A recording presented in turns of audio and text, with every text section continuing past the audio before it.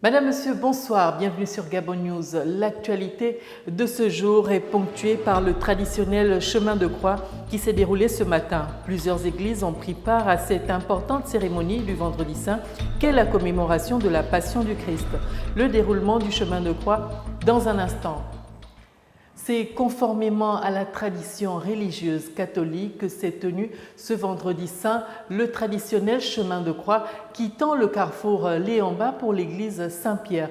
Cette procession a vu la participation de plusieurs fidèles venus pour l'occasion commémorer ce que l'église appelle la Passion du Christ. Nos reporters y étaient Philippe Oyaga et Justin Bitégué.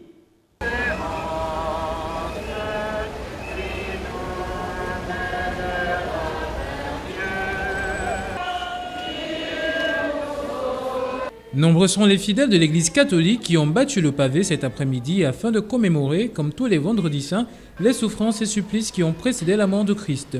Mais le chemin de croix n'est pas qu'une simple procession, c'est avant tout un acte de foi, un acte chargé de signification aux yeux du chrétien. Le chemin de croix est un acte de foi que les chrétiens essayent de vivre comme le Christ tout au long de sa marche vers le calvaire. Le chemin de croix nous rappelle justement ce rendez-vous du Christ, ce rendez-vous avec notre péché. Il a accepté de porter nos péchés pour nous sauver. C'est donc pour se rappeler de cet amour de Christ que les chrétiens marchent. Les chrétiens marchent derrière la croix pour se rappeler cet amour de Christ. Croix, oui, souffrance, oui, mais une croix qui nous sauve. Une croix victorieuse, une croix qui nous rappelle que Dieu a toujours le dernier mot. Ce chemin de croix a donc été pour ces croyants une façon de renouveler leur fidélité au Seigneur et de lui présenter par la même occasion les souffrances qui les habitent. Les soldats lui enlèvent ses vêtements et le frappent à coups de fouet. L'Association des cadres chrétiens a procédé hier à la présentation et l'installation de son nouveau bureau directeur. 2 mois après son élection, Valérie Mpiga et les siens ont pris officiellement leurs fonctions hier en présence de plusieurs autres cadres et de la presse. L'ACC inscrit ce mandat sous le sceau de la communication et de la formation des nouveaux leaders et managers chrétiens. Kenny Ongouri et Justin Bitégué pour le point. C'est par un bilan des actions menées par le bureau sortant que son ancien président a tenu à réaffirmer les objectifs et les missions de l'Association des cadres chrétiens à l'occasion de la sortie et la présentation de son nouveau bureau à la presse et aux cadres qui ont fait le déplacement. Participation aux consultations initiées par le président de la République sur le différend Gabon-Guinée équatoriale sur l'île Mbagné. Proposition au ministre de l'Intérieur sur la sécurité nationale et le contrôle en ligne des véhicules importés. Ces objectifs sont les suivants. Créer un cadre de partage et d'échange entre professionnels des différents secteurs professionnels. Être une force de proposition pour les gouvernants. Si l'heure est grave et la société emploie plusieurs mots, l'ACC veut être une force de proposition pour tous les éradiquer. Le chômage en progression, la précarité se systématise, les inégalités s'accroissent, la perte de valeurs morales. Nous avons fait un choix. Nous, cadres chrétiens, c'est celui de nous rassembler et être plus forts, car ces valeurs, nous les vivons. S'appuyant sur l'Église comme seul moyen de meilleure gestion des affaires de la cité et du changement, Valérie Mpiga et son bureau ont été installés et présentés à tous. Nous savons que l'issue favorable aujourd'hui pour lutter contre ces maux, c'est l'Église. Qui peut changer un voleur si ce n'est à l'Église? Qui peut changer un homosexuel si ce n'est à l'Église? Qui peut conscientiser si ce n'est à l'Église? L'Association des cadres chrétiens veut mettre en place une plateforme de formation qui permette l'expansion de nouveaux leaders et managers chrétiens avérés et modèles. Fin de l'atelier de mise en place du comité consultatif de gestion locale du parc national de Pongara qui avait pour objectif de mettre en place un bureau directeur. Un bureau qui a été mis en place par consensus et vu M. Nzogé Francis être porté à sa tête ainsi que l'élection de 4 autres membres. Regardez. Au terme des travaux entamés il y a 2 jours, les participants ont pu suivre les présentations thématiques, notamment en matière d'implication des communautés locales et sur les logiques et enjeux du parc national de Pongara. À cette occasion, les membres du comité consultatif de gestion locale du parc national de Pongara ont pu suivre des présentations thématiques, notamment sur les dispositions légales en matière d'implication des communautés locales. Le tout est revenu aux membres des 3 plateformes des 2 départements de mettre en place le bureau exécutif. Sur 49 annoncés, 34 ont pris part au consensus qui a mis en place ce bureau. Nous avons réussi à mettre en place le bureau exécutif de ce comité consultatif de gestion locale. Le nouveau président élu par consensus n'a pas manqué de dire sa satisfaction.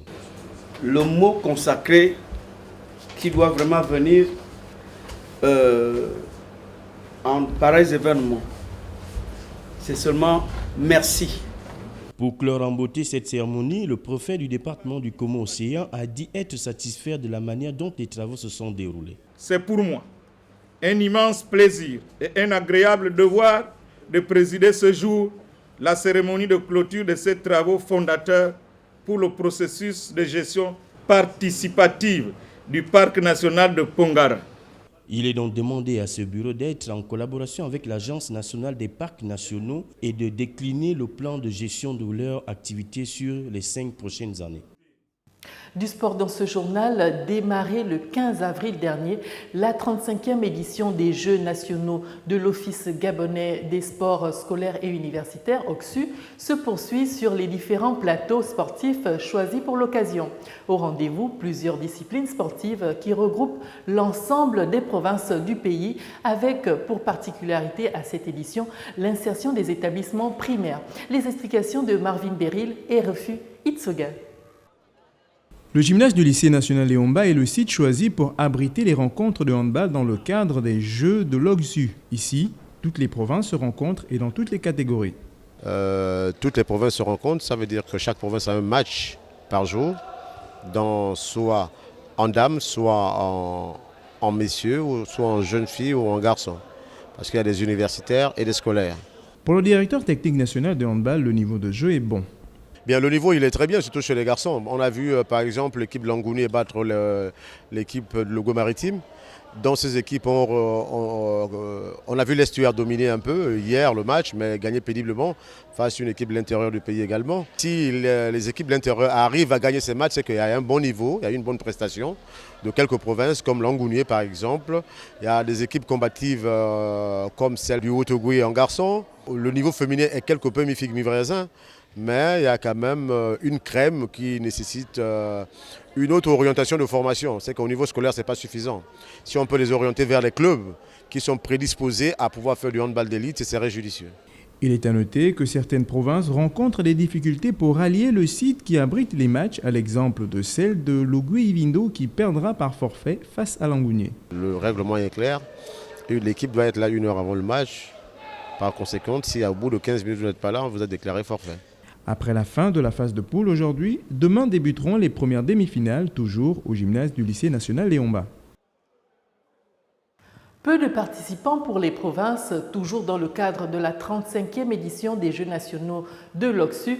Il se déroule également à l'Institut national de la jeunesse et des sports plusieurs activités sportives, à l'exemple de l'athlétisme, où les athlètes de l'intérieur du pays sont peu représentés. Le constat avec Marvin Beryl et Refu Itsoga. L'INGS est l'un des sites retenus pour abriter les différentes épreuves sportives organisées par l'OGSU. À l'exemple des différentes disciplines que regroupe l'athlétisme où tout se passe plutôt bien. Au niveau de la commission technique athlétisme, toutes les épreuves ont bel et bien commencé depuis mardi et ce jusqu'à ce jour. Et dans l'organisation, il n'y a aucun problème, tout se passe normalement. Aujourd'hui, nous sommes en train de clore avec les dernières finales de cette 3e journée. Donc ce matin, on a eu une finale de 3000 mètres dames, une finale de 10 000 mètres garçons, une finale de 200 mètres filles et garçons. Et au niveau des concours, nous avons le javelot qui vient à peine se dérouler et ensuite le disque. Par ailleurs, la commission déplore le faible quota de participation des provinces qui est de 15 athlètes par province. Ce quota imposé par l'OGSU est dû l'enveloppe qui leur est allouée. Parce que si l'enveloppe était beaucoup plus conséquente, l'intérieur aurait eu amené un maximum de sportifs. Donc ce qui fait que Libreville, comme eux, ils sont autonomes, chacun peut amener le nombre d'athlètes qu'il veut. C'est ce qui fait en fait la différence à ce niveau-là. Prévues pour finir aujourd'hui, certaines épreuves d'athlétisme se dérouleront lors de la finale qui se tiendra le 22 avril prochain au stade d'Onzayon. Voilà, c'était là l'essentiel de l'actualité de ce vendredi. L'information continue sur les www.gabonnews.com. Au revoir et à bientôt.